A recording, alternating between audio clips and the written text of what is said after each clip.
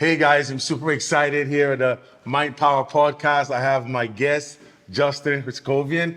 You know what? I really have a hard time pronouncing your first name. I thought my last, not your first name, your last name. I thought my last name was difficult, but yours, you really say it for me so I can really get Oh it. yeah, you did a good job. It's Hryckowian. So yeah, Hryckowian. So you Hryckowian. actually started with an R, right? Yeah, yeah. Listen, I was looking at your resume as a hockey athlete. Listen, I don't want to embarrass you. I don't want to get you shot. It is ridiculous how impressive your resume is. I mean, I don't even know where to start. I'm going to throw a few things out Yeah, for there sure. without getting you too embarrassed. But you know what? In 2023, you were like defensive forward of the season. Is that Yeah, it? yeah. Player of the month, second All-Star team. I mean, it really just goes on. Rookie of the team in 2022, regular season champ. Yeah. I mean, your resume just keeps stacking up. All-Star, most assists, most points, MVP. Tell me when to stop. I really don't know. I mean, I think I'm going to do a whole different section on just his accomplishments. But today, Justin, first of all, thank you for joining us today, right? Of course. But I really wanted to go to the man behind the man. I really wanted to know about you because you're kind of an intriguing athlete. You really are. You haven't gotten to where you want to be at yet. You're on your way there. You're on the journey, right? Yep. But you really are crossing off all the T's and dotting all the I's. For sure. From what I can hear. You know, I was last night I hit up a few of my friends in the hockey community that know of you. They've seen you since when you were younger. And I asked them, I said, if I mention the name Justin Hryckowian, what comes to mind? And he always starts with, wow, Justin, you're interviewing Justin. And one guy said to me, the hardest working athlete I have ever seen. That's how you were described. Talk to me about that. Yeah. Well, first, thanks for having me on. I appreciate Pleasure. it. And all those compliments is it's a lot. Told you you'd be blushing at the start. Yeah, I mean, it's definitely when people talk about you that way, it's flattering. You want to be remembered for those things. A lot of what I do is for the respect of my peers and the people I go to work with every day, and to be known as a hard worker. I mean, that's something that's been instilled in me since I was a kid, and starting from my parents, and it's something I take pride in every day and stuff, and I've just keeps growing and growing as I've gotten older. So I That's enjoy it. impressive.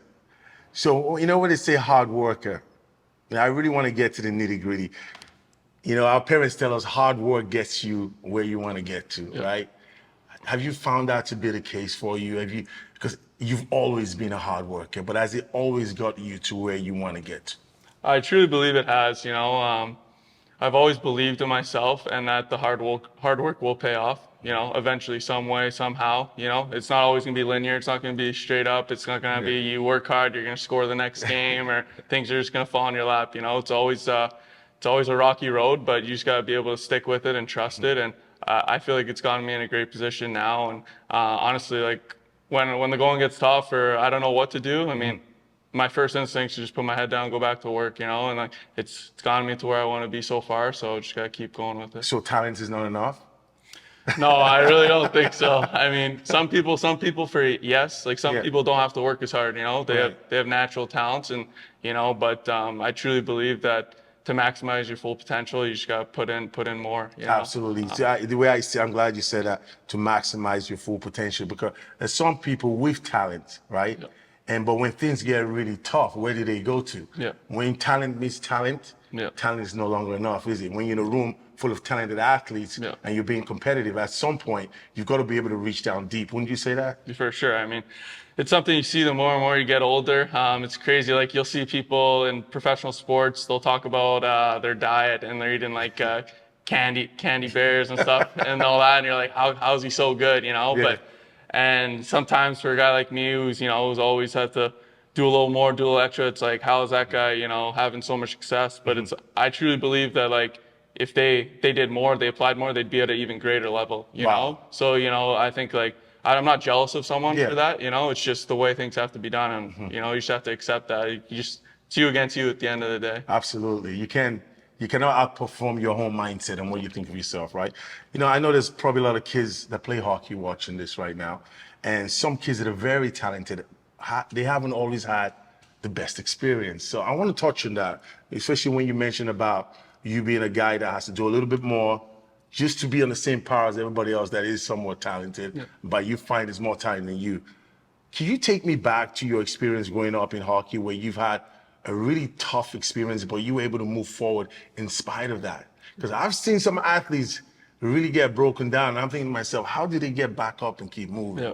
Can you touch on that? Can you remember any experience Yeah. that got you perhaps? I've done my research. Yeah. I've done a few years. Yeah. No, I mean, I have my fair share. I mean, I'll take you all the way back, and I think this is what, really kickstarted me in the direction I'm in now. And, growing up, like my first couple of years in hockey, like I was always very, very good. Like I had tons of success, played the highest levels, doing really well. Then we got to the age, I think around 12, 13. Yes. People started growing, and I was kind of still a little kid a little bit. And it was my first year playing with a couple older guys and stuff. And I was trying out for the top team, and, I expected to make the team, and I believed I deserved it. And I got cut, and it was a surprise to everyone, like me, my family, friends, like people I play with. They're like, and it was a huge moment for me. I was like, what just happened? I remember crying that whole night, sitting outside in the backyard with my parents, and they were just there supporting me. But one thing they didn't do is try and make me feel sorry for myself. Wow. Took it as a moment to take it on the chin, and well, I mean, you can't run from it. What are you gonna do? Quit hockey? What are you gonna, you got It is what it is. You're gonna play a level down, and it's how you respond from that. And I still remember the chip on my shoulder that created, and trying to prove that they made a mistake. And I truly think that prepared me for the years following, where you hit more adversity. Absolutely. I faced it at a young age, and I was able to react well, respond great, and I faced it more and more as I got older. But I was prepared. Justin, you couldn't say any better than that. So you took an adversity and turned it around and used it as a foundation for you to do better and prove to those that you think were wrong in doing that. So the idea of you being cut just doesn't fit knowing the person that you are now and the success that you've had since. So was that one of the reasons, like you just mentioned right now, but was that one of the main reasons that you just kept moving forward? So you proved everybody wrong because you must have come back the year after or the year after that. Yeah. But what kept you consistently disciplined? It's hard, but honestly, it all stems from a young age. Like, say to any kid out there that's playing hockey or whatever, you just gotta love the game. Like you gotta love to do what you do. Like it can't be from your parents inflicting it on you, coaches, or you really just gotta love playing the game. And that's something I've always had, which I was lucky. Not everyone has it like that. And I think that's what's always kept me connected and grounded to the game. I stayed true to the game. I respected the game every year, and I just kind of got addicted to the feeling, of every year just trying to take it to the next level, and trying to beat what I did the year before and just keep growing. And it's hard, obviously, you see your friends as the years go on, some guys start quitting, some guys, it's not for them, you can just tell. But for me, it's just, I knew this was my calling, I always wanted to take to the next step. And I've always just fell in love with the game, and I've been so, my parents never played, but it was just, I don't know, for some reason that game stuck with me. But it was honestly truly a love for the game. Weren't you good at other sports outside of football? Yeah, I mean, I played high level soccer, high level football, and hockey, obviously. But I mean, there was a point in time where I liked football maybe better than hockey. American football? Yeah, American football. And but I had to stick true to, I was going from sport to sport, and I would always, I'd flip flop a bit, but I always knew deep down that hockey was the one that I'd give the most to. Why? Why hockey though?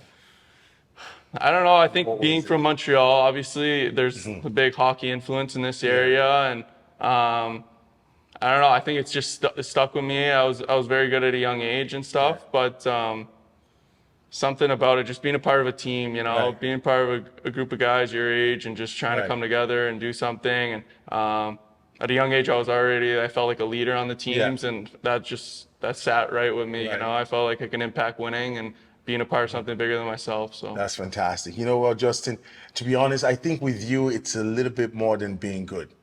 I think it takes a whole lot more than being good to have a consistent amount of success. Even when you do run into some obstacles, the way you respond to it tells me a whole lot about who you are as a person outside of the sport. Like your character, your attitude transcends the sport you're in. There's a story I was told about you that really got me. You had a bunch of guys join you for a workout. I don't know if you remember this story at the Centennial Park right here. I'm gonna have to share Yeah, it. go for it. And you told them to meet you there at 6 a.m. And this is crazy. You gotta hear this. He tells them to meet them there at 6 a.m. He shows up with his brother Dylan at 5 a.m. Dylan, I know very well. At 5 a.m. you show up early for a workout at the hill, right? Yeah. So your boys show up at 6 a.m. ready to go, but by the time they get there, you're already sweaty and looking like you're ready to be done with the workout, but you're just getting started. Yeah. So what kind of a mindset is that? Like, how did you come up, or how did you get yourself into a mind space where you can be physically in line with how competitive you want to go, right? Yeah.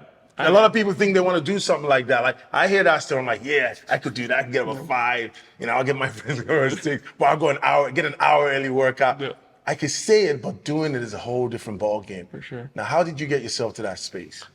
A lot of things. I think I'll give a big shout out to my dad. He introduced me to Kobe Bryant at a very young age. Yeah. He was a big Laker fan, my dad, and someone I've always like watched YouTube videos and just heard stories about his crazy work ethic, his Mamba mentality, and when you're a kid and you learn those things, I feel like it sticks with you forever. Yeah. Like certain things like that. So I've always tied myself to that, and I've always tried to emulate it. And like, there's been times where I've said like, the night before I'd be like, oh, I'm gonna wake up at 4 a.m. and I'm trying to work out, and like, I didn't, I was like the 4 a.m. hit, and I was like, man, like it was hard, but like that was in the early stages, and then as you grow up, you figure it out, and it's just you gotta get past that first hump and figure out that discipline. But it's just like, I don't know, it's addicting. Like I said it before, like something about just like getting up and doing something that other people aren't willing to do. Like it just gives me that like, hey, I'm on to that something extra here. edge Yeah. that will take you there. Yeah. So everybody's still trying to figure out why you got up at 5 a.m. though. So I've been charged with asking you why you got up at 5 a.m. to run hills, for heaven's sake. You know what I mean? Yeah. I don't know what it is. Sometimes I just get in these modes, like I feel like I'm a very disciplined individual. So like, let's say it was at 6, I would obviously get up for the 6 a.m. But let's say the night before, maybe I just like, something hit me. I saw something that just like got me going. I found that extra motivation. I found like a video where I saw like something that just like was like, yeah. And then I was like, screw it. Like, Dill, let's go. Like, let's go send a message a bit. But, like I did that with my close friends. Like those are my close friends that I consider like my brothers basically. And I honestly do take it as like, in a sense that I'm the leader of that group. Yes. And I think, deep down, I want to like show those guys like, set the example. Yeah, set the example. And I want to make sure I'm that consistent thing for them where it's like, all right, like, Justin's like leading the way. Like, if I ever feel any doubts, like I know like I can lean on him and stuff. And I don't know why I'm like that, but it's always just been that way. Hey, it's the way you're wired, right? It's funny you mentioned Kobe Bryant because I had no idea that he had an impact in your story, but I have the Mamba book here. And that's just by chance. Yeah. Because obviously I think highly of him working with athletes. And there's something he said here that I wanted to show you, not even knowing that this guy had an impact in you, and I'm glad your dad introduced you to him. He talked about, in this chapter here, you can read it after, he talked about not liking the idea that he was weak at anything. So he would go, the idea that he was weak at anything would inspire him or motivate him to go work at it outside of being on stage or outside of being on a basketball court. Even the fact that his left hand was weaker than his right. So he would do crazy stuff like brush his teeth in the morning with his left hand. I mean, even to that detail. And when I heard your story and the stories everybody has a story about you. And they're all in line with that kind of thought, with that kind of a thought process. So it's very interesting to me now to hear you say that he had an influence in the way you think, right? I mean, I truly believe he's the epitome of what an athlete is, or like what a high-end athlete, worker, individual, not even, honestly, away from sports, just like a man. I really think it's very unfortunate. He's passed and stuff like that. Rest in peace. But the things he did on the court, away from the court, like it's just truly something to look after. And, it's just that's the highest end. I'm just Right. chasing that. I'm just trying to emulate as much as I can, and if I can come close to that, I think I'll be pretty happy with where I am now. I think you're very much in line with that. So I want to really take the gloves off and go right down to what could really help some kids out. When you face challenge, have you ever been benched as an Yep. athlete? Yep. You've been benched. Oh yeah. And obviously we've heard that you've been cut Yep. before, right? How did you handle that at the time? At the time, Yeah. now looking back with hindsight, I'm sure you do. But at the time, how did you handle being benched? Sucks. I mean, and there's no other way of saying it. Getting benched or getting cut or not getting invited to a camp or a tournament or something like that, or anything. Not getting drafted, things like that. I think I've always given myself like that day to be upset about it, let my emotions out, like cry, be sulk about it, be Right. pissed off, Yeah. but like my brain's just like firing, then, Yeah. and it's just like, I'm just like, all right, I hate this feeling. Like Yeah. I recognize it, it is what it is. I guess I have to be better. And then it's Yeah. just set something off. And then if it always felt like it was a springboard, for Wow. like, I got to respond, Right. and then it would just start off my next adventure, my next part of the journey, Right. and in the moment it sucks. Like I've been benched and, but like in like my guts, if a coach has benched me, and usually on most teams I'm one of the better players, so there's got to be a reason. Okay. Like I feel like, and then I take that with pride. Like I feel like I'm letting myself down, letting my teammates down, letting my coach down. Like I let that sink in. I let that feeling, like that terrible feeling, sink in, and then like I'm like, I don't want to feel this again, and I try my best to make sure that never happens again and respond well. Right. And then, See, what I tell athletes is that when a coach benches you, you use it as an opportunity to get better at something. Yeah. That's if you respect your coach. So your relationship with your coach Yeah. has to be in a good place. Like sure. you have to respect that coach. For sure. So when the coach benches you, for example, you use that as an opportunity to learn why and how you can become a better athlete. Yep. That's why I want to know how you respond in the moment to that. For sure. Because it's important for young kids to actually understand that, when you go through an adversity or you have a coach that puts you in a place that you don't want to be, he might be doing something for the better, for the best of the team, not for what's best for you as an athlete. Yep. Now, how does that kind of influence the way you lead? Because as a leader, you can't please everybody. Because looking at your resume, you're a leader now. You're leading the team you're on. Tell me about the team you're on right now. Yeah, so it's going to be my junior year, heading into my third year of college. So I was assistant captain last year and going to be the captain going into this season.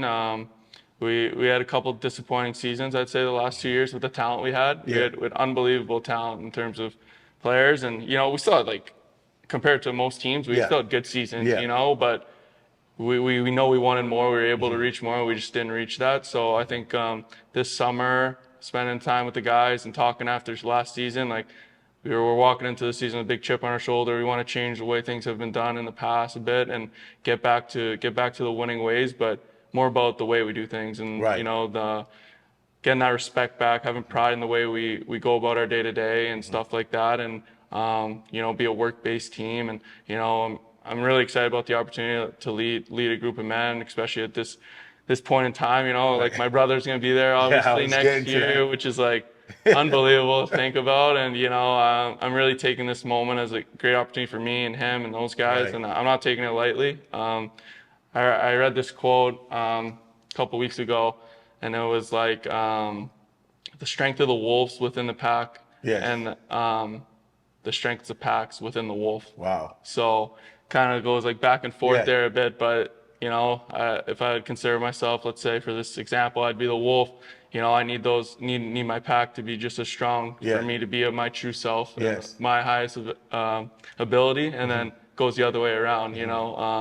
They need me to be at the Right. highest ability to lift them up. So that's kind of how I'm approaching this year in a sense, and I want everyone to have the best years of their lives. It's not Fantastic. about me; it's about everyone, and Right. bigger purpose than myself. So when things get tough, how would you lead that team? Individually, yeah. like with players. Yeah.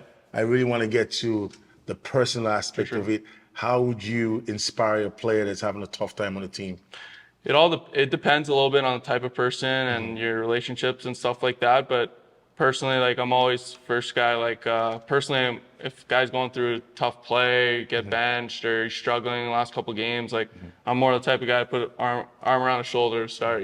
First I'll be like, hey, like it's all good, like we got Yeah. your back, like Yeah. like kind of just let him know he's not alone. Because Right. we've all been in those situations. You Yeah. make a big mistake, you feel like the whole world's against you. You don't think that everybody's Yeah, been through it. exactly. You feel like you're the only one that's Yeah. ever been through it, For right? sure, for sure. But then if that doesn't get through to them, Yeah. and then I see guys moping a little bit, Yeah. and then a little bit of tough love has to start coming into play. Yeah. It's like, hey, like maybe you're not doing enough. Like hey, follow my lead. Like maybe like let's get some extra shots up. Let's get a lift in. Stuff like that. So it all depends on each person, but I mean that's the role of the captain, and honestly any teammate Yeah. can help any guy in tough. I love what you said about the tough love though, because to some people, tough love is what works. For sure, for sure.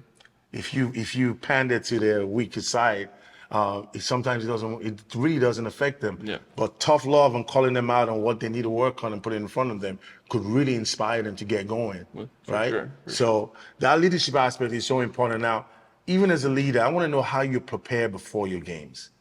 What is your preparation process? Do you mind sharing Yeah, that? of course. Or is that a secret? No, Is that locked in the vault yeah. somewhere? Yeah, no, it's a good question.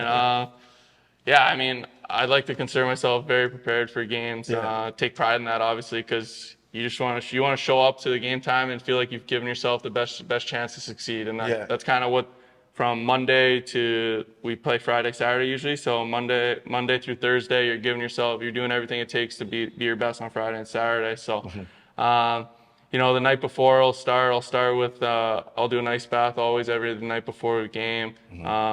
Morning of, I'll get up, I'll go to do a morning skate. Me and my coach will run through a couple drills, just like stuff like where I feel like I'll be in the game a little bit, just getting touches and stuff and in the right areas. And then, go get a meal, rest a little bit, go back. We got team meeting, and then, that's at like 1 o'clock, and then we have our team lunch, and then you can get to the rink by I think 4:45 is the latest time. Right. I'm usually there by 3, so I like getting there early. It's something I've been doing since I was like honestly a kid, and I don't know why. It's just always been like, you ask my parents, they're probably a little upset at me getting there 2 hours before a game when I was like 12 years old, but like it always gave me the feeling that, hey, like I'm doing what it takes to succeed tonight, and it gave me the most confidence in that game. So, I'll get there and I'll just run through a little bit of my routine of like foam rolling, stretching, taping my stick. I'll even like shut my eyes for 10 minutes at a time, just meditate, give myself some time to just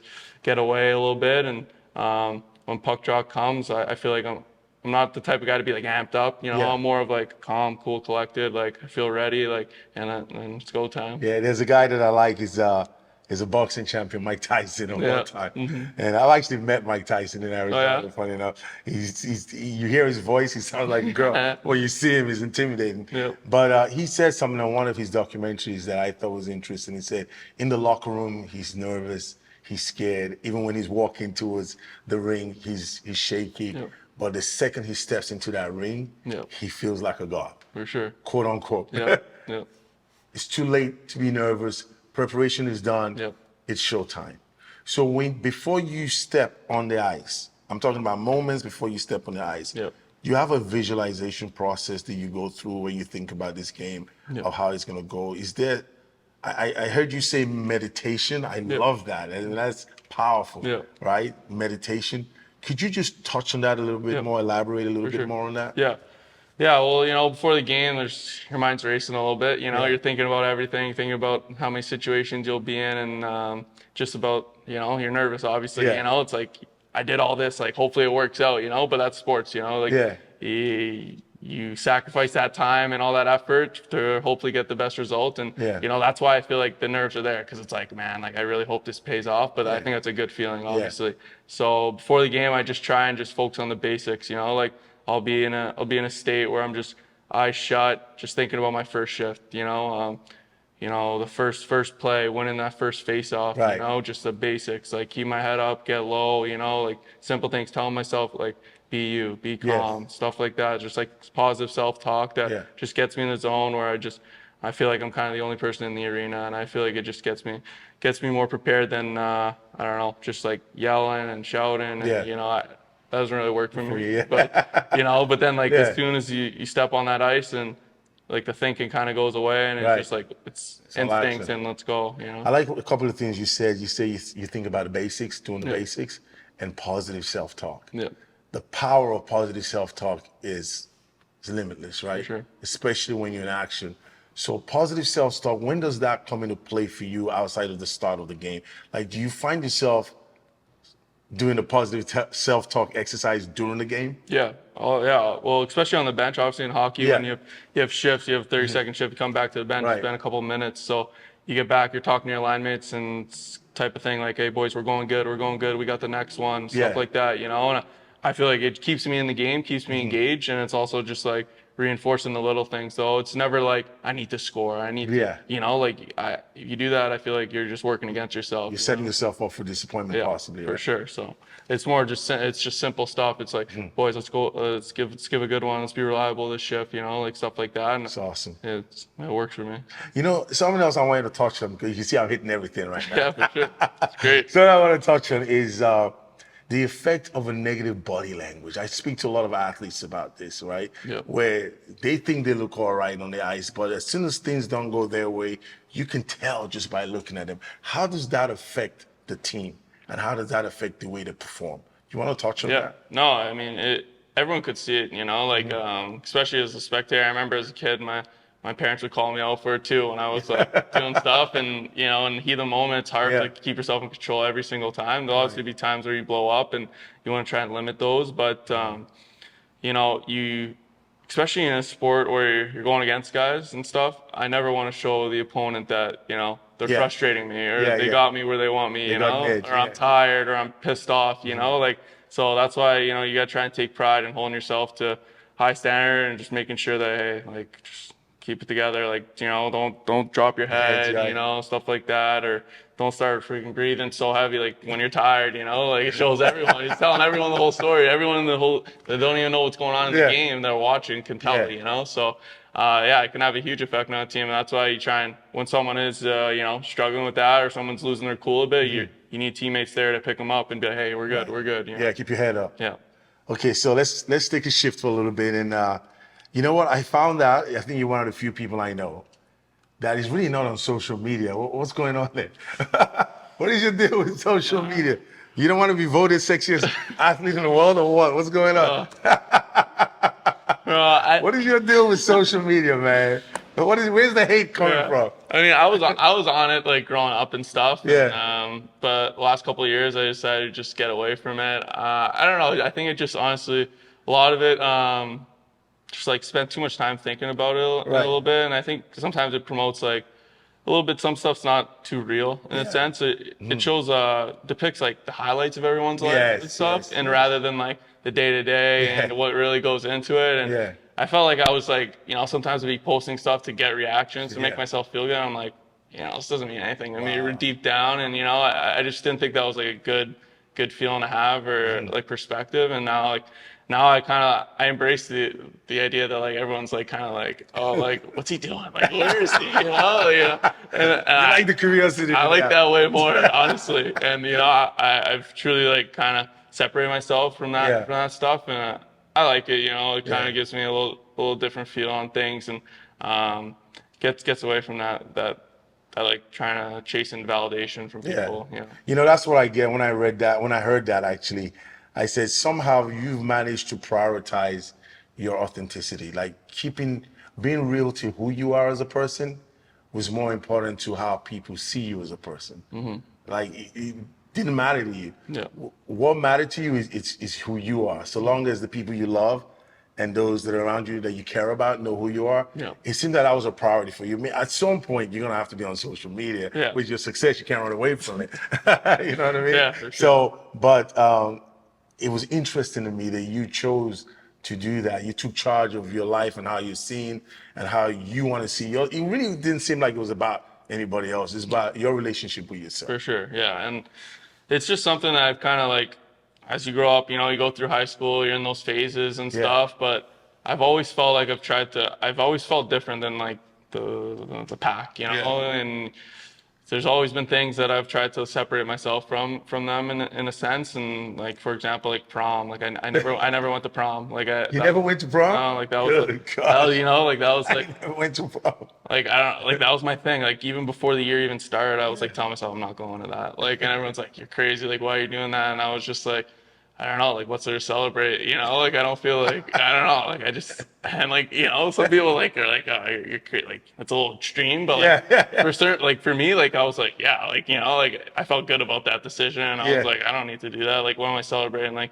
getting through high school, like I expected to do that. Like you know, like I have no reason to be doing this and blah blah blah. But I don't know, like so that social media stuff, yeah, it does, like you said, it comes down to just like making me feel good about myself and feeling real, you know, and like I think over the years I've cut my circle down more and more and more, and like you know, and I think that's a great thing. You know, Absolutely, I I feel agree great with you. about that. So Yeah, you don't need to be validated by others as long as you're happy with who you are. You know what? You use the word extreme, and that's pops up. When it comes to you, it pops up a couple times. Ah, he's extreme with that. He's extreme with that. Because you're not trying to be average. You're not trying to be good. You have to separate yourself at some point between good and great. And I've said this often, even in my talks. Excellence doesn't lower standards for us. We have to raise our standards for excellence. And you define what excellence is. You define what success means to you, right? You define that, right? What does success mean to you, Justin? it's a good question.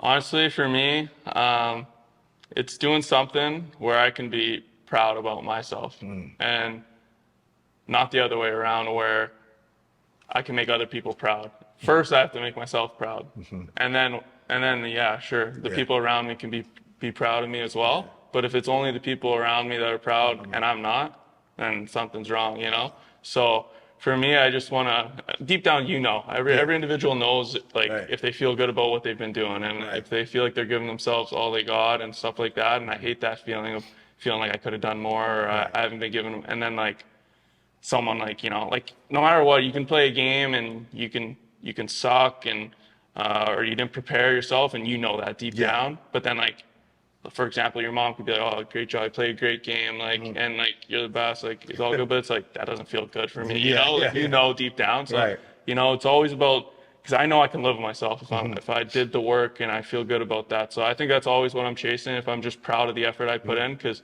I truly believe, I trust that if I do the work and I put in the right amount of time and effort, that I'll get to where I want to go. But another quote that I've really been like living by a bit is a man that loves walking will walk past a man that loves a destination.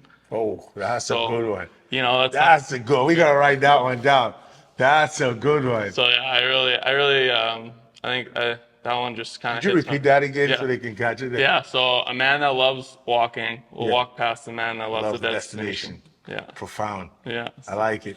And that actually tells me a lot about, it puts into context the kind of person you are and the kind of things you do. Because the reason I say put it into context, because of the mindset and what you do. And for example, talk to us about your diet process. You didn't think you were going to get away with that, did you? You know, I've heard about it. Yeah, well, I mean, growing up, I was always like a chubbier kid, you know. I was always a little heavier and stuff like that. So that's something I always used to get a little made fun of for, and knocked off for. And over the last, I'd say, 4 years, the process started. I really started taking it very serious in the sense of trying to transform my body and taking it to getting in elite shape. And every year I've kind of kept adding to it. And over the last 2 summers, I've really taken it to the next level. I was on like a basic keto diet where it was high fat, low carb, and high proteins, obviously. So I heard you took the keto diet to Justin keto, Jake keto diet or something. You've taken keto diet to a whole nother level, basically. Is what I mean, I basically, it's pretty simple. Just meats, certain vegetables, and that's about it, you know. But see, here's the thing: you were already killing it, right? By any measure of imagination, you're already doing well. Why did you feel the need to take an extreme approach to your personal space, like your personal health? With that, you're already doing well. So if someone saw you you're doing very well. You're getting all the awards, rookie of the year, rookie of everything. I mean, you MVPs. I mean, Yeah. why did you feel like you had to make such a serious change with your diet? There's just so much more out there, you know. There's more to get, there's more to do, there's more to want to accomplish, and um, I knew I wasn't perfect. You know, I'm never perfect. There's always gonna be something to work on, no matter age, no matter how good you are at anything. The best players in the world, best athletes are always trying to improve something, and I was nowhere near close to a finished product. So Yeah. I was like, imagine if I take this to the next level, like what that can unlock for me. And now I'm in a place where I feel really good about where my body's at, the shape I'm in, and obviously that'll help performance, but even mentally, that just puts me in such a better place than I remember being the fat kid where you felt so uncomfortable Yeah. walking around, and now I'm like, oh, like, you know, I feel really good about myself and the discipline it takes, and it just like it really unlocked new things for me now. You know, it just like my habits, everything just like cleaned up and stuff, and it just I just feel better. Not even athlete wise, just like as an overall human, I feel like I'm Right. just doing things that are better. You know what you strike me as, Justin, if I should say this, you seem as though you're a person that does not take for granted picking up the lessons of life while you're living in the moment. You understand what I'm saying? Yep. That quote that you said really does describe you in its entirety. It's not about the destination, it's about the journey to the destination. That's the impression I get. You're trying to live in the moment and get everything out of your experience in growing up. Even the accolades that you have, I feel as though those are just a byproduct of who you are. You're not chasing the accolades. Yeah. They come in because of the accomplishments you're making based on your effort. Is that a correct? Yeah, I mean, I'd like to think so. I think just like anyone else, I've wanted things. You know, I've wanted to accomplish things. I've wanted to get drafted. I've wanted to, you know, score a certain amount of goals. Yeah. Let's say, you know, like that's always there, and Yeah. there's always things I set myself out to do. But what I've realized over the years is, you know, I set goals out for me to do. Let's say, and then by the end, and I hit them. Yeah. I'm like, I'm not satisfied, you know, like I get there and I'm like, oh, this is what I was chasing the whole time. And then you get there and it's like, oh, like it's just like any other day. And then I'm like, then I look back and I'm like, man, I really have to take those days that I worked to get here. Yeah. And that's the beauty in it, you know, like Yeah. that's like, those are the days that you want back Yeah. when it's all gonna be said and done. And so I've really tried to keep pushing that narrative forward Yeah. that like, you know, it's about the journey, it's about the days where people aren't talking about and stuff like that. Like that's the fun of it, you know. Yeah. Because when you get there, it's the work's already done, you know. Right. Like it's just that'll just come. You know, there's a quote. A guy went to the Dalai Lama once, and he went to the Dalai Lama, and he said, "I want to know the meaning of life." And he said, "I want to know, could you tell me the meaning of life?" Right? The guy's trying to figure life out, and the Dalai Lama looked at him and took a long pause and took a deep breath, and he said, "The meaning of life is to give life meaning." That's what he said. And I found that to be a very simple quote, but very profound quote to me. And when I hear of your process and the way you do things, and I think that's what I was trying to say earlier, you seem to attach a meaning to everything. Even when you get disappointed, like being benched or being cut, right? It's not just about being caught and quitting or being caught and just moving on nonchalantly. You want to make a profound statement as a response to that with everything. You don't go through a single disappointment in life without picking up the lesson. But your lesson is to always fight back. Yeah. So would you consider yourself a fighter? I love it. I have to, you know. It's you can't avoid adversity in life. You know, you can't. Everyone's gonna be hit with it, and Yeah. you know, like you get cut from a team and you feel like it's the end of the world, you Yeah, know? yeah. And then bigger picture, it's like, man, like people are dealing with so much worse than Right. that, you know? And it's just like trying to put perspective into everything. And, you know, but yeah, something in me is I've always taken a lot of pride in just the way I work, the way I do things. And, you know, when that gets questioned or, you know, It's personal. it's time to respond. It's you time to respond. I like that. So how do you balance life and hockey? Like know? personal life. You have a girlfriend, right? Yeah. Yeah. Sorry, ladies. Yes, I tried. No, it's tough. Like it's tough for I feel like an outsider perspective, you know. But for me, like I don't think it's too hard because you know there's not much more that I'm really chasing or trying to do. You know, like I love working out. I love playing hockey. You know, I spend a lot of time in between just recovering, like cooking meals and stuff Yes. like that. So it's like already I don't have that much time, and it's like, what else am I gonna spend that time doing? Right. I'm not willing to sacrifice the main thing for I don't know. And the main thing is, It's just taking my body and my game to the next level. You wow. know, like that's just it is what it is. And like I'll be the first to admit it. Like I have like my relationships with friends, family members, and girlfriends. Like Yes. they've all taken a hit. Yeah. Like you know, and That was my next question. I feel like it Yeah. sucks. You know, Yeah. I feel bad about it. You know, I can't spend as much time with them. I Right. don't. You know, I can't talk to them all the time. I don't. You know, it's just not the same a little bit because we're just on different levels and we're doing different things, Right. and it's hard for me to, you know, balance that. You know, it's like I feel selfish, you know, to a Right. certain point, but it's all. Sure, I'm sure they understand. Yeah, they do. Yeah. They do a great job, you know, not trying to pull me in a different Yeah. direction and all that. But you know, it's still, you know, when you say I can't come to this or I can't do that or you know, I gotta go to a dinner and I'm like I can't eat tonight because Yeah. I'm following a diet. Or something. It's like you feel like an asshole. Yeah, that diet thing is But- it's serious. But you know, it's just what I'm willing to do right now, you know, to get to where I want to be. And I think they understand it. And, you know, I need to see this through. You know, I've told my girlfriend this. I've told family members, like, you know, just give me a couple years to like Yeah. figure this thing out, really just Wow. dive into it. And I promise you it'll be worth it. And, you know, like, stuff I'll like be that. back. Yeah. The just thing you know will be back. Yeah. I gotta ask this question though. Are you having fun? Oh, yeah. I'm having tons of fun, you know, like, Yeah. it's like, What's your idea of fun? Get up at 5 a.m., run the hill a few more times. like, yeah, I'm having fun. Like, just the day to day is great. Like, Yeah. you know, like, you know, you're in the day to day. You're in the Monday, the Tuesday, and you're like, oh, I can't wait for Friday. You know, Yeah. but then you get to like Saturday, and then you're like, oh, I can't wait for Monday. You know, and it's just like, it's like I always picture like, you know, I always think about like. Getting to a beach and just throw Yeah. my feet up for a week. You know, I'm always like, I always want that feeling. Then I get that, and then I'm like, Yeah. it sucks. You know. So it's like my fun really is like what I'm doing, and Yeah. just like anyone else, it's hard Yeah. some days and stuff, but like overall, like this is Yeah. fun. You know. So you seem like obviously you are not seem like a regimented person. You're very serious with what you need to be serious about. When do you just let your guard down? Or tell me a silly story. Something you've done that you find was silly. I know I'm putting you on the spot on that.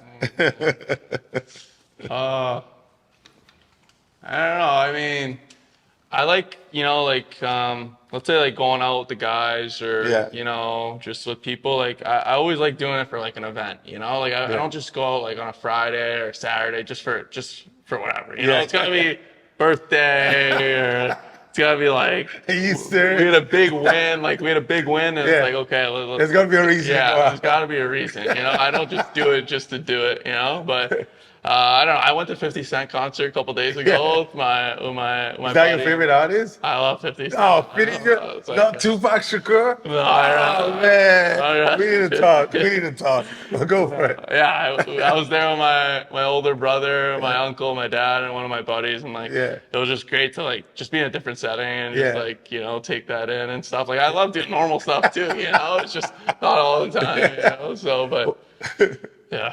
What's your favorite 50 Cent song? Ooh. I don't know. There's a lot of good ones. Hustler's Ambition, Oh, probably. that's a good one. Yeah, I love That's a good. I was just playing. I work out with that one. Really? Yeah, that's great. That's a good Oh, one. that's so good. So good. So Justin, man, I'm so listen. Knowing you from when you were a little younger, I've seen you transform yourself from a few years back to now. But you've accomplished so much, and you've always been consistent. And the thing that is always consistent is how people describe who you are. Whether it was 5 years ago or 8 years ago or even now, the description of you is always consistent, man.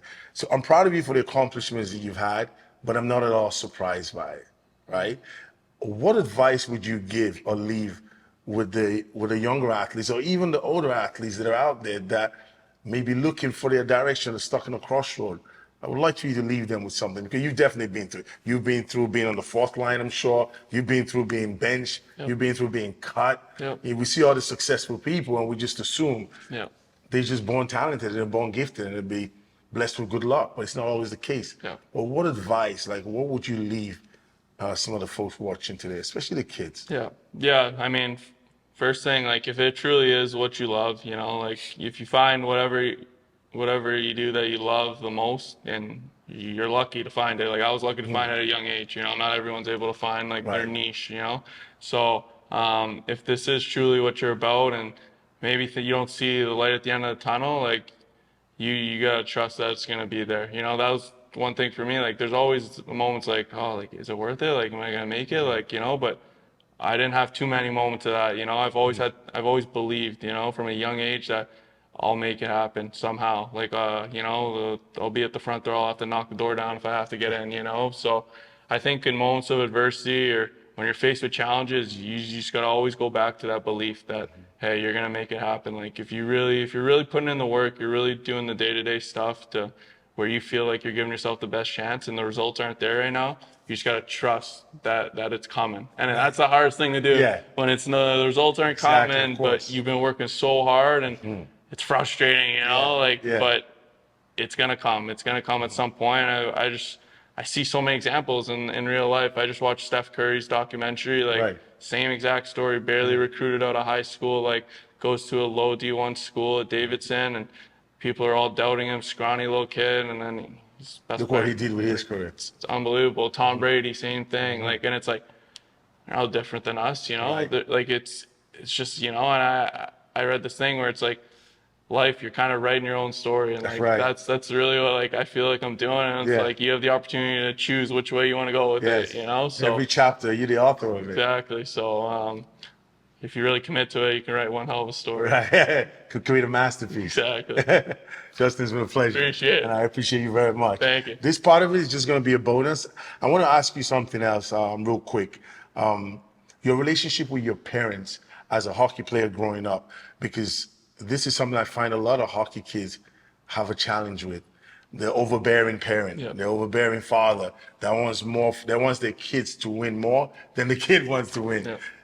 Did you ever have that experience? I don't know if you're comfortable talking about it. I'm sure you are, because you obviously overcame the experience. Did you ever find that your relationship with your father, for example, was ever strained, or your mother, because of your love of hockey or how you played? Or were they one of those parents that really got it and understood that they had to give you some space while you were? Yeah, my parents were great. I was very lucky. I mean, you see it. You know, I was a kid. You see the parents that are all over kids and stuff, and it's very rare to see those kids make it through and, you know, fight through that.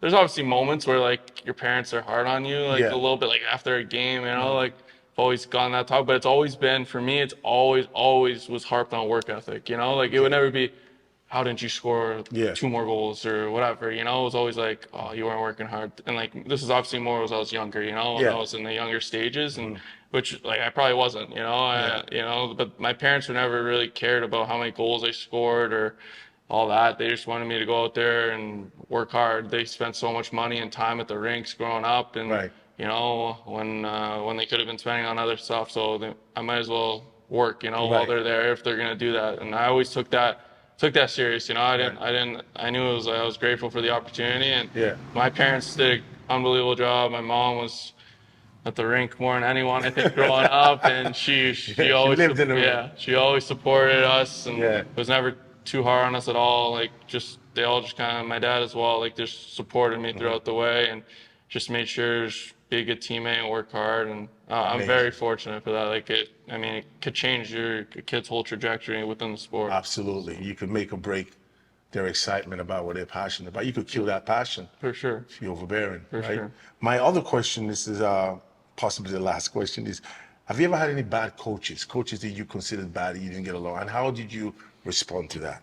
Yeah, I've always had, I had a couple, let's say maybe coaches where I didn't see eye to eye in a sense, but I was very, very fortunate to have great coaches along the way. And my first coach in hockey was one of my dad's good friends growing up, and like he was great for me. Like got me in.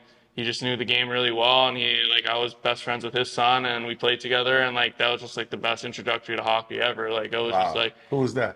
Jordy Gledhow. Like Okay. he always like taught me how to play the right way, like make the extra pass. Like he Yeah. just knew like the little things ins and outs. He wasn't like overbearing or Right. anything. Like, and I was very lucky for that. Right. But yeah, there's coaches where like you don't like, but it's You could have a great coach, yeah, but you guys just yeah, don't get along. it is what it is. But how have you responded to that? Yeah, but at the end of the day, like my response to that is just they're still a coach. They're not, they can't go anywhere. You got to adjust. That's I haven't always agreed eye to eye with every single coach I've had, and Mm-hmm. the way we play, the way we do things, certain things. But if you want to play and you want to have success with that coach, you're gonna have to adapt. Yeah. And you learn that over time. The more different and coaches are throughout your way, like you learn more and you get Right. more, you take more away. If you stay with the same coach your whole time, you'll probably have the same skills, same strengths in certain areas, and then Yeah. you'll be like a little deficient in other aspects. So you can always take something away from a certain coach. I remember we had a coach in Pee Wee, Louis Isabella. He was a little harder coach, and he would be very strict on like being on time and Yeah. stuff like that, like just discipline, like very focused on that stuff and like work habits. And everyone was like, this guy's crazy, and like he's so hard on us, like this is ridiculous, shouldn't be doing this to kids and stuff Yeah. like that. But like I loved it. I learned so much from it. It was hard, but it was like I really like taught me like how to like comport myself, like Yeah. don't be on your phone at the rink, show up on time, like and like that means like now you do that stuff, you get kicked out. Like Right. so I'm grateful I learned that at Yes. such a young age. So it's every coach, I'm telling you, as much as you stop playing you or you don't agree with the way he's doing things, like that's first thing, he's your coach. You're never gonna be able to change that. So Yeah. you gotta be able to adjust. Get over it. Yeah, that's it. And then you just gotta find a way to make it work. Take the positive out of it. Take something Yeah. out of it. You can learn from anyone. Even if they're not a great coach, you can always learn something. I love that. I love what you just ended with right there.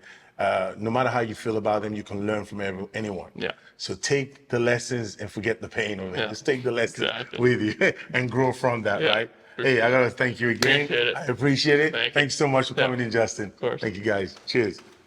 Mind power.